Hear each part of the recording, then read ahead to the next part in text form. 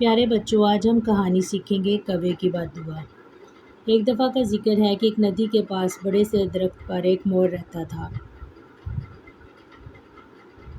اس کی ایک بری عادت تھی کہ وہ اپنے رنگ دار پروں پر بہت غرور کرتا تھا۔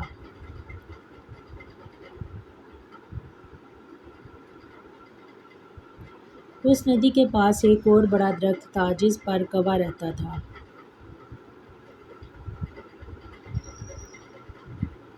مور ہمیشہ اس کو تنگ کرتا اور اس کے کالے رنگ کا مذاق اڑاتا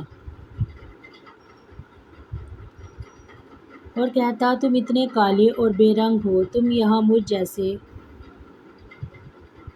خوبصورت پرندے کے ساتھ نہیں رہ سکتے، تمہیں یہاں سے چلے جانا چاہیے۔ کوا ہمیشہ اس کی باتوں کو نظر انداز کر دیتا۔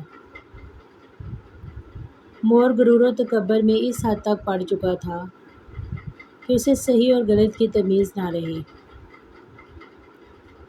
ایک دن کوا ندی سے پانی پی رہا تھا کہ مور نے اسے دھکا دیا اور کوا ندی میں گر گیا اور چلانے لگا، بچاؤ بچاؤ۔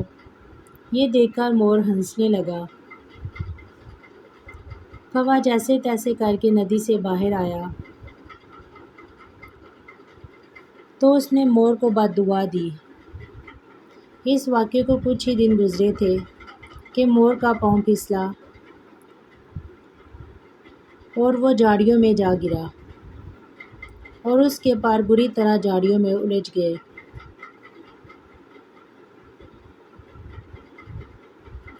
اور مور بری طرح زخمی ہو گیا۔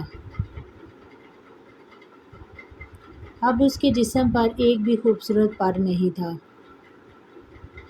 مور سمجھ گیا کہ یہ اس کے غرور و تکبر کا نتیجہ ہے۔ پیارے بچوں، اس کہانی سے ہمیں یہ سبق ملتا ہے کہ تکبر انسان کو رسوا کر کے چھوڑتا ہے، چاہے وہ دولت کا ہو، طاقت کا ہو، رتبے کا ہو، حیثیت کا ہو، حسن کا ہو یا علم کا ہو۔